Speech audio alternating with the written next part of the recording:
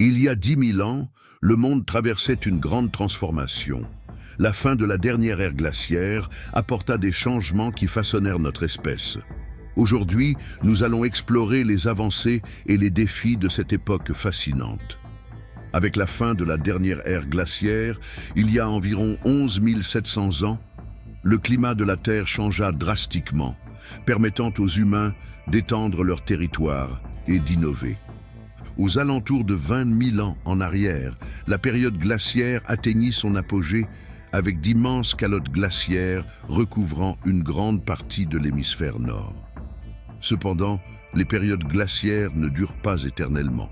En raison du cycle de Milankovitch, des changements dans l'orbite de la Terre et son orientation par rapport au Soleil annonçaient l'arrivée d'une période interglaciaire. Les glaciers reculèrent à mesure que les températures augmentaient et aux environs de 11 700 ans en arrière, la période glaciaire prit fin. Le Pléistocène laissa place à l'Holocène. Avec le changement climatique, de nombreuses grandes espèces qui prospéraient durant le Pléistocène disparurent. Lesquelles de ces espèces peuvent encore avoir une influence sur notre culture moderne? La cause de leur extinction reste sujette à débat, mais la majorité s'accorde à dire que les principaux facteurs furent les changements climatiques et les activités humaines, dont l'importance variait selon les régions. Avec la fonte des glaciers, le niveau de la mer s'éleva d'environ 7,5 mètres en seulement 160 ans, submergeant de vastes étendues de terre. Toutefois, il y a 10 000 ans, le niveau de la mer restait plus bas qu'aujourd'hui, permettant aux humains de vivre sur des terres aujourd'hui englouties. L'un de ces lieux était Doggerland, une vaste région située entre les îles britanniques et le nord de l'Europe, qui était encore connectée il y a 10 000 ans. Là, la culture maglemosienne prospéra, descendante directe des populations magdaléniennes qui chassaient des mégafaunes comme les mammouths et les ours des cavernes. Avec le changement climatique, la chasse spécialisée des grands animaux devint moins viable, forçant l'adoption d'un mode de vie plus diversifié de chasse et de cueillette, connu sous le nom de mésolithique. La transition vers un climat plus chaud diversifia les méthodes de chasse et de cueillette, entraînant l'usage d'outils spécialisés. L'augmentation de la compétition pour les ressources entraîna l'émergence de conflits. Certaines de ces populations vivaient peut-être dans des villages sédentaires, mais la majorité restait nomade. Des animaux comme les bisons, les aurochs et les rennes étaient chassés. Une découverte récente a révélé un mur de pierre de près d'1 kilomètre de long, datant d'il y a 10 000 ans, au large de la côte nord de l'Allemagne, en mer Baltique. Il était probablement utilisé pour guider les rennes ou d'autres animaux vers des embuscades ou des pièges, à l'image des techniques employées par les Inuits. Plus au nord, dans les terres émergentes de Scandinavie, apparut la culture comme ça. Pendant de nombreuses années, on pensait que les régions du cercle arctique et du nord de l'Europe étaient inhabitables à cette époque. Mais de récentes découvertes montrent que ces populations migrèrent rapidement vers ces zones, probablement en utilisant des embarcations. Elles exploitaient les ressources côtières telles que les mollusques et les mammifères marins, et certaines s'aventuraient même dans l'intérieur montagneux de la Norvège, où l'on a retrouvé des gravures rupestres naturalistes. En descendant vers la péninsule ibérique, on trouve la culture asilienne, issue de groupes humains ayant conservé un fort héritage génétique des premières vagues de Homo sapiens en Europe. Les chasseurs-cueilleurs et les ancêtres des Indo-Européens. Les peuples chasseurs-cueilleurs d'Europe de l'Est développèrent des technologies similaires à celles des populations de la région de Suéran, mais avec des variations culturelles distinctes. Ils prospéraient dans un environnement post-glaciaire riche en lacs et en forêts en formation. Les peuples de Chigir, par exemple, habitaient les monts Oural orientaux et sont principalement connus pour une fascinante sculpture en bois retrouvée sur l'un de leurs sites. L'idole de Chigir, découverte en fragments, mesurait plus de 5 mètres de haut et présentait un visage tridimensionnel à son sommet, ainsi que 7 autres visages et des motifs géométriques gravés sur son corps. Cette sculpture fut réalisée à partir d'un grand arbre abattu, découpé et sculpté, probablement à l'aide d'herminettes polies et d'outils fabriqués à partir de mâchoires de castor. Cette figure est généralement interprétée comme un objet symbolique lié au monde spirituel, similaire au totem des peuples Haïda du Canada. L'Europe d'il y a 10 000 ans était un endroit fascinant, rempli de cultures florissantes et de nouvelles technologies. Bien qu'encore chasseurs-cueilleurs, ces peuples trouvèrent des moyens innovants d'exploiter leur environnement et certains commencèrent même à s'installer plus durablement. On peut imaginer ce que cela aurait été d'observer une tribu en train d'accomplir des rituels culturels ou chamaniques. Avancée en Asie de l'Ouest. Bien avant 10 000 ans, l'Asie de l'Ouest montrait déjà des signes de développement agricole et architectural complexes. Il y a environ 23 000 ans, des pratiques de culture à petite échelle de graminées comestibles étaient déjà pratiquées sur les rives de la mer de Galilée et dans le nord d'Israël. Les Natoufiens, apparus vers 15 000 ans, ont tiré profit de cette abondance alimentaire et ont été les premiers chasseurs-cueilleurs à adopter un mode de vie semi-sédentaire. Ce changement a permis la construction d'abris permanents et le développement de colonies utilisant des matériaux comme le calcaire et les briques de terre crue. Ces peuples ont développé des réserves pour le stockage des aliments, des cimetières et des artefacts artistiques, comme la sculpture appelée Amandain Sakri, vieille d'environ 11 000 ans, qui est la plus ancienne représentation connue d'un acte sexuel humain. Des changements climatiques, tels que la période froide du jeune Dryas, auraient pu contraindre les Natoufiens à cultiver et entretenir des graines, amorçant ainsi un processus qui mènerait à l'agriculture. L'essor de l'agriculture et la domestication des animaux. Il y a environ 11 500 ans, le blé, l'orge, les pois, les lentilles et le lin ont commencé à être cultivés dans la région du Levant. Parallèlement, la domestication des animaux progressait également, avec l'élevage de porcs, chèvres et moutons dès 11 000 ans et celui du bétail vers 10 500 ans en Turquie. L'installation permanente de Jéricho, avec ses constructions circulaires en argile et en paille, date de cette époque et présentait déjà des murs de pierre et une tour de 8,5 mètres de haut, probablement utilisée pour la défense. Göbekli Tepe et autres prouesses architecturales. Un autre exemple impressionnant de cette période est Göbekli Tepe, occupé entre 11 500 et 10 000 ans, prouvant que les chasseurs-cueilleurs étaient capables de bâtir des installations permanentes avec de grands blocs de calcaire et des sculptures complexes. Cette découverte remet en question l'idée selon laquelle seules les sociétés agricoles pouvaient être sédentaires.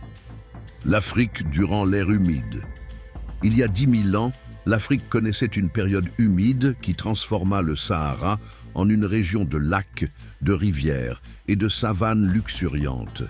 Les chasseurs-cueilleurs de la culture capsienne prospérèrent en chassant de grands animaux et en utilisant des outils en pierre et en os.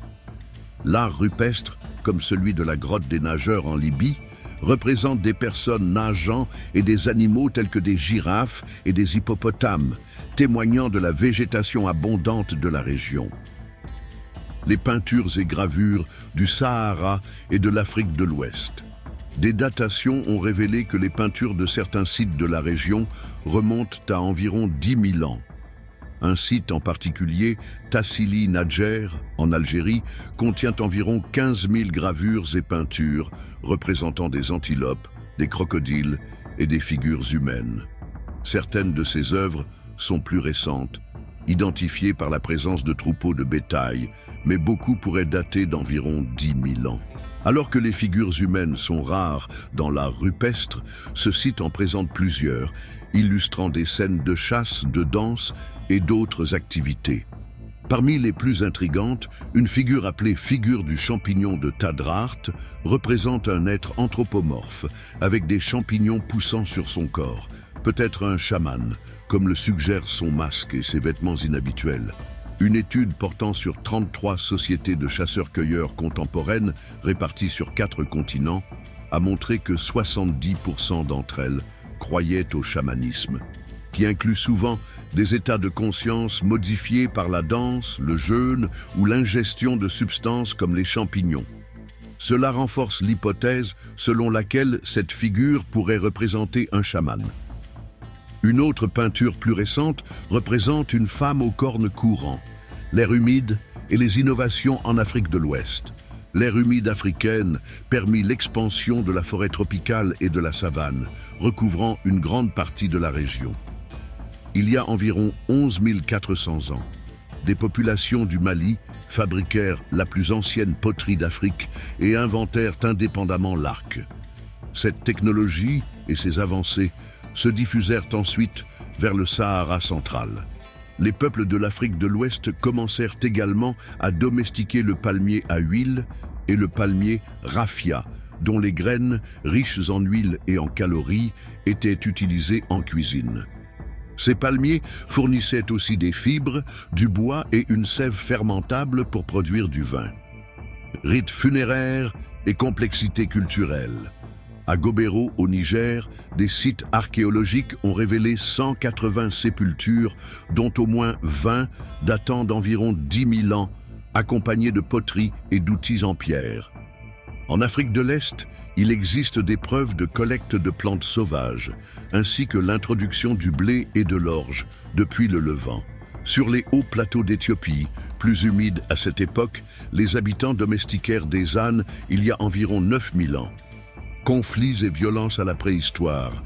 Une découverte frappante vieille de 10 000 ans au lac Turkana, au Kenya, documente un massacre sur le site de Natarouk, où 27 individus furent tués lors d'une attaque directe. Des os fracturés, des coupures profondes et des pointes de flèches en obsidienne incrustées dans les corps indiquent une violence entre groupes.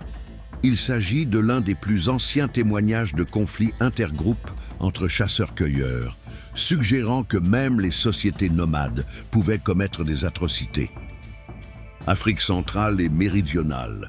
Dans l'Afrique centrale et méridionale, l'environnement plus humide d'il y a 10 000 ans abritait des populations pygmées et khoisanes. Tous deux étaient des chasseurs-cueilleurs, mais avec des histoires distinctes. Les Pygmées se sont séparés des autres groupes africains il y a environ 50 à 90 000 ans et leur petite taille pourrait avoir évolué comme une adaptation aux forêts denses. Les Khoisanes sont encore plus anciens, s'étant séparés des autres populations il y a plus de 100 000 ans. Ces peuples, originaires de l'Afrique de l'Est, ont migré vers le sud il y a environ 150 000 ans. Culture et art des Khoisanes et exploration en Inde et en Asie du Sud-Est. Il y a 10 000 ans, les populations khoisanes dominaient une grande partie du sud de l'Afrique. L'un de leurs sites les plus remarquables est Bushman's Kloof, qui compte plus de 130 lieux d'art rupestre datant d'il y a jusqu'à 10 000 ans. Ces sites incluent des représentations de figures humaines et animales, avec les éléphants comme thème récurrent. Certaines figures humaines semblent être en état de transe, suggérant que le chamanisme faisait partie de leur culture. L'art rupestre dans toute l'Afrique du Sud présente une variété de styles uniques. Sous-continent indien. Première preuve de l'agriculture. La domestication des plantes et des animaux a commencé à se développer dans plusieurs parties du monde, du Moyen-Orient à l'Asie, donnant naissance aux premiers établissements agricoles. Cette région deviendra plus tard le berceau de la civilisation de la vallée de l'Indus. Cependant, une grande partie de l'Inde était encore occupée par des chasseurs-cueilleurs. Art rupestre mésolithique et tradition en Inde. Sur la côte ouest de l'Inde, le site de Lang présente une variété d'animaux chassés par les peuples mésolithiques, tels que des loups, des rhinocéros et des sangliers, avec des outils microlithiques. Dans le sud, les gravures de Konkan, datant de plus de 10 000 ans, offrent une impressionnante diversité de figures, incluant des requins, des tigres et des figures anthropomorphiques. Dans les grottes de Bhimbetka, des peintures mésolithiques illustrent des scènes de chasse avec lances et arcs, ainsi que des danses communautaires et des instruments de musique. Asie du Sud-Est et domestication des animaux. Il y a environ 10 000 ans, en Asie du Sud-Est, les poulets ont été domestiqués à partir du Gallus gallus, une espèce de jungle rouge dans l'actuelle Thaïlande. Ces oiseaux se sont adaptés au cycle de semis du bambou, ce qui a permis à leur reproduction de prospérer. Avec le temps, la domestication des poulets s'est étendue à toute l'Asie. Population et diversité culturelle en Insulinde et en Australie.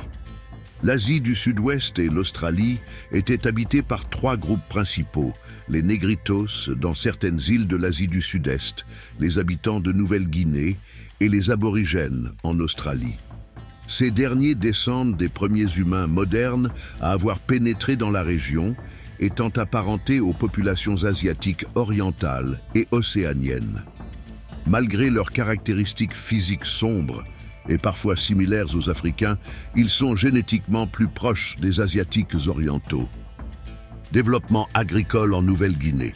En Nouvelle-Guinée, il y a 10 000 ans, des signes d'exploitation des plantes et du début de la domestication de cultures comme la canne à sucre et certains tubercules étaient présents. Des systèmes de drainage agricole datant d'environ 9 000 ans ont été découverts dans des marais, indiquant un développement agricole indépendant. Ces peuples se sont adaptés de manière remarquable à des environnements riches et variés, faisant preuve d'innovation et de résilience, ce qui continue d'inspirer les études modernes sur les origines des sociétés humaines. Paysages et peuples d'il y a 10 000 ans en Nouvelle-Guinée, Australie et Asie de l'Est. Nouvelle-Guinée, géographie et agriculture. Le paysage montagneux de la Nouvelle-Guinée, avec des sommets atteignant 4 900 mètres, 16 000 pieds d'altitude, en faisait une région isolée. Pourtant, il y a 10 000 ans, des indices d'exploitation des plantes et du début des cultures, incluant la canne à sucre et des tubercules, ainsi que possiblement des bananes, apparaissaient aux alentours de 9 000 ans. Des systèmes de drainage agricole, découverts dans les marais, suggèrent que l'agriculture a émergé indépendamment dans cette région, en faisant l'une des rares au monde à avoir développé cette pratique de manière autonome. Australie, vie et culture des aborigènes. Les preuves archéologiques en Australie sont limitées en raison de la submersion de nombreuses zones côtières où vivaient les peuples anciens. Il y a 10 000 ans, la population se concentrait dans les régions proches du littoral, qui reliaient l'Australie à la Nouvelle-Guinée. On estime que cette masse terrestre aurait pu soutenir entre 50 000 et 500 000 personnes. Mais à mesure que le niveau de la mer montait, la moitié de cette terre a été submergée, entraînant peut-être des conflits pour les ressources, comme le suggèrent de nouvelles peintures rupestres à Arnhem Land représentant des batailles. Les récits aborigènes, transmis de génération en génération, évoquent des époques où le niveau de la mer était plus bas, certains suggérant une mémoire des changements géographiques sur plus de 10 000 ans. Les linguistes ont identifié 18 récits différents mentionnant des événements comme la séparation de l'île Kangaroo du continent en raison de l'élévation du niveau de la mer. Les histoires de kangourous errant sur des plaines aujourd'hui submergées et d'îles perdues corroborent des descriptions d'une mer considérablement plus basse à cette époque. Technologie et mode de vie. Les aborigènes utilisaient des outils comme le boomerang et le woomera, propulseurs de lance, pour chasser des animaux tels que les kangourous et les crocodiles. Ils ont développé une technologie lithique diversifiée, incluant les pointes de lance Lera, de grandes lames extraites de noyaux de pierre pouvant être utilisées comme couteaux ou montées sur des projectiles. La collecte de ressources aquatiques, comme les moules et les nénuphars, était également courante. L'art rupestre aborigène, datant de plus de 20 000 ans, comprend des représentations du Dreamtime, le fondement de la religion et de la culture aborigène. Cette mythologie, dont les origines remontent possiblement à 65 000 ans, décrit des personnages ancestraux dotés de pouvoirs surnaturels qui ont façonné le monde et enseigné aux humains comment vivre. Asie de l'Est, agriculture et art céramique. En Asie de l'Est, il y a 10 000 ans, la domestication du riz était en cours, principalement dans la vallée du fleuve des Perles, en Chine. Le riz aurait pu être domestiqué indépendamment dans d'autres régions, comme en Corée, où les traditions céramiques et les habitations semi-permanentes étaient remarquables. Dans le nord de la Chine, le millet a commencé à être cultivé, probablement par des locuteurs sino-tibétains. La céramique, inventée il y a plus de 20 000 ans, était largement utilisée pour stocker des aliments et de l'eau. Japon et la culture Jomon. À la même époque, la culture Jomon s'étendait déjà sur l'ensemble de l'archipel japonais. Le Japon était habité par des espèces comme les cerfs et les sangliers, et les habitants pratiquaient la pêche et la collecte à l'aide de pois en calcaire pour les filets de pêche, suggérant l'existence de bateaux et de techniques de pêche en haute mer. Ces découvertes illustrent la diversité et la complexité des sociétés humaines il y a 10 000 ans, montrant comment différentes régions du monde ont développé des technologies et des cultures uniques en réponse à leur environnement. La vie dans l'ère post-glaciaire en Sibérie, Amérique du Nord et la transition archaïque. Sibérie, culture et survie post-glaciaire. Il y a 10 000 ans, la Sibérie était un centre de culture florissante, adapté aux conditions post-glaciaires. Le mélange de populations était évident, en particulier dans le sud et l'est de la Sibérie, où les néo-sibériens ont progressivement remplacé les anciens Eurasiens du Nord. La technologie céramique, répandue du lac Baïkal aux rives de la Volga, était un exemple d'avancée culturelle. Les cultures sibériennes utilisaient des outils en pierre et en os pour un mode de vie basé sur la chasse et la collecte, avec des micro-lames insérées dans des manches pour former des pointes de projectiles et des couteaux. Les chasseurs sibériens se concentraient principalement sur les rennes, les élans et, dans certaines régions, les mammouths. Ces derniers ont en grande partie disparu de la Sibérie vers 10 000 ans avant notre ère, bien que des preuves fossiles plus récentes suggèrent une survie jusqu'à 9 650 ans avant notre ère sur la péninsule de Kitch. Des études ADN environnementales indiquent que des populations isolées de mammouths auraient pu persister dans des régions comme la péninsule de Taïmyr jusqu'à 4000 ans avant notre ère et en Alaska jusqu'à environ 5700 ans avant notre ère. Sur certaines îles comme Saint-Paul et Wrangel, les mammouths ont survécu jusqu'à 5600 et 4000 ans avant notre ère, respectivement, coïncidant ainsi avec la construction des pyramides d'Égypte. Béringie et la transition vers l'Amérique du Nord. Avec la fonte des calottes glaciaires, le pont terrestre de Béringie fut submergé, séparant l'Asie de l'Amérique du Nord. Cependant, les populations humaines vivant dans cette région ont probablement traversé la petite bande de terre entre les continents en bateau ou en marchant sur la glace durant l'hiver. Côté américain, ces cultures se sont adaptées aux nouvelles conditions climatiques et aux écosystèmes de l'ère post-glaciaire. Amérique du Nord, chasseurs de l'intérieur et population côtière. Dans l'extrême nord de l'Amérique du Nord, la différenciation entre les populations de l'intérieur et les populations côtières était déjà visible.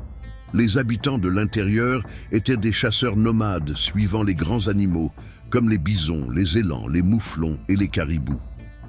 Des preuves ADN environnementales suggèrent que les mammouths et les chevaux auraient pu survivre jusqu'à une période comprise entre 10 500 et 7 600 ans avant notre ère, bien qu'en nombre très réduit. Des outils complexes, tels que des lames foliacées et des micro-lames, étaient utilisés pour fabriquer des pointes composites en bois ou en os. Une découverte importante a été faite sur le site d'Upward Sun River, où les restes de bébés enterrés avec de l'ocre rouge et des objets funéraires tels que des tiges en bois de cervidés et des pointes bifaciales suggèrent une pratique funéraire élaborée. Cela reflète une adaptation culturelle aux changements survenus après la dernière période glaciaire. Population côtière et exploration maritime.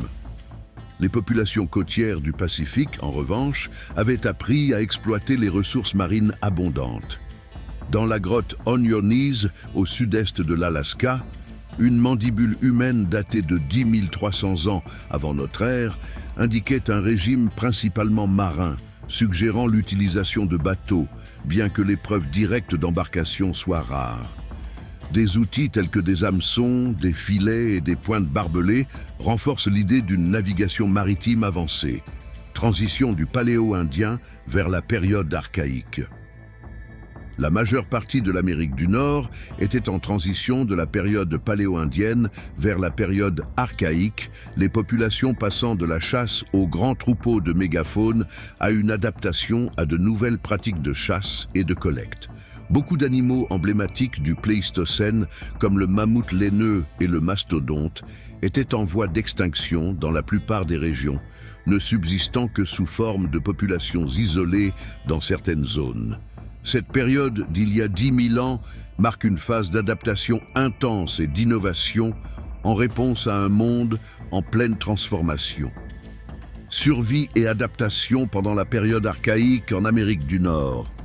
Il y a 10 000 ans, le bison, en particulier le bison anticus, est devenu la mégafaune la plus abondante du continent nord-américain. Cet ancêtre du bison moderne était environ 25% plus grand et pouvait peser jusqu'à 1600 kg. D'autres grands animaux, comme plusieurs espèces de cervidés, y compris les orignaux et les cerfs, les ours noirs et bruns, ainsi que les loups, ont également étendu leur habitat, devenant centraux dans la vie des Amérindiens et contribuant à la diversité de la chasse dans différentes régions. Cultures et innovations de la période archaïque. Pendant la période archaïque, les peuples autochtones d'Amérique du Nord étaient encore des chasseurs-cueilleurs, mais ils ont commencé à se sédentariser davantage en exploitant intensivement leurs environnements locaux. Dans l'Ouest américain, plusieurs cultures archaïques ont émergé, fabriquant des outils en pierre avec des hampes idéales pour chasser le gros gibier. L'homme de Kennewick, découvert dans l'État de Washington et datant d'environ 9000 ans, est un exemple remarquable, présentant des blessures incluant une pointe de projectile en pierre volcanique logée dans son os pelvien. Son régime alimentaire et sa consommation d'eau provenant de la fonte des glaciers suggèrent qu'il vivait près de la côte et qu'il a migré tout au long de sa vie. La découverte de Kennewick a suscité la controverse en raison de ses caractéristiques physiques qui, initialement, ne semblaient pas amérindiennes, entraînant des débats sur son appartenance et son destin. Cependant, des analyses ADN ont confirmé qu'il était le plus étroitement lié aux peuples autochtones de la réserve de Colville, dans l'État de Washington. Ses restes ont été réinhumés en 2017. Découverte archéologique, sandales et momies. Une autre découverte impressionnante a eu lieu à Fort Rock, dans l'Oregon, où des sandales vieilles de 10 000 ans, fabriquées à partir d'écorces d'armoise, ont été mises au jour. Datées entre 10 500 et 9 200 ans, ces sandales sont les plus anciennes jamais préservées dans le registre fossile. Au Nevada, la grotte de Spirit a révélé la plus ancienne momie d'Amérique du Nord, datant de 9 400 ans, enveloppée dans des fibres végétales et de la peau de lapin, fournissant ainsi des preuves des pratiques vestimentaires et funéraires anciennes. Chasse au bison et techniques de chasse collective. Dans les grandes plaines, la chasse au bison est devenue une activité essentielle, en particulier avec l'augmentation de leur population après l'extinction de la mégafaune du Pléistocène. Les chasseurs de l'ère archaïque utilisaient une variété de pointes de lance, comme celles de Scottsbluff et d'Eden, adaptées aux lances et aux dards d'Atlatl.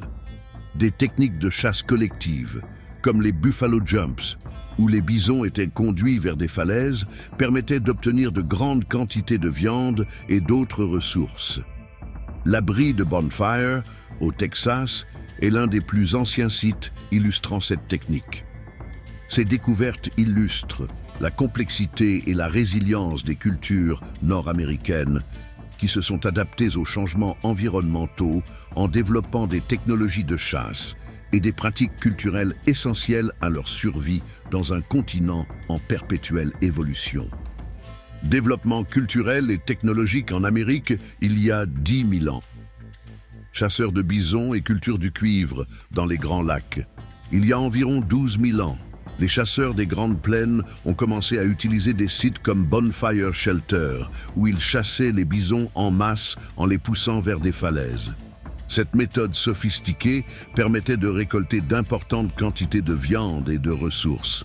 Dans la région des Grands Lacs, autrefois recouverte de glaciers, des lacs glaciaires et des forêts ont émergé, soutenant une faune abondante.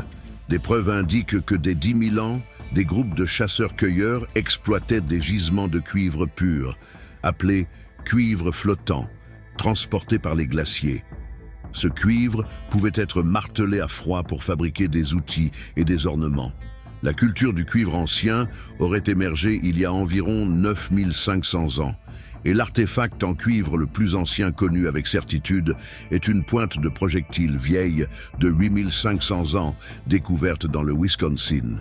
Cela précède l'usage du cuivre dans d'autres régions du monde, où le métal était plus souvent utilisé pour des ornements que pour des outils.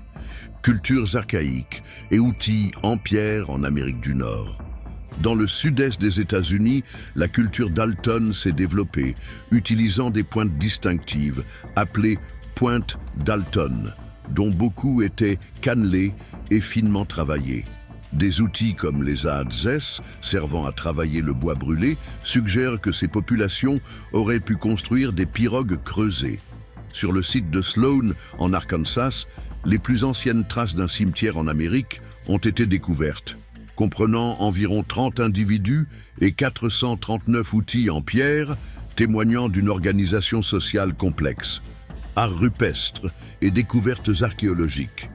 Bien que l'art rupestre ait été moins répandu durant cette période en Amérique du Nord, la grotte de Panthère, à la frontière entre les États-Unis et le Mexique, contient un panneau de plus de 30 mètres, avec une peinture impressionnante représentant une panthère rouge de plus de 3 mètres de long.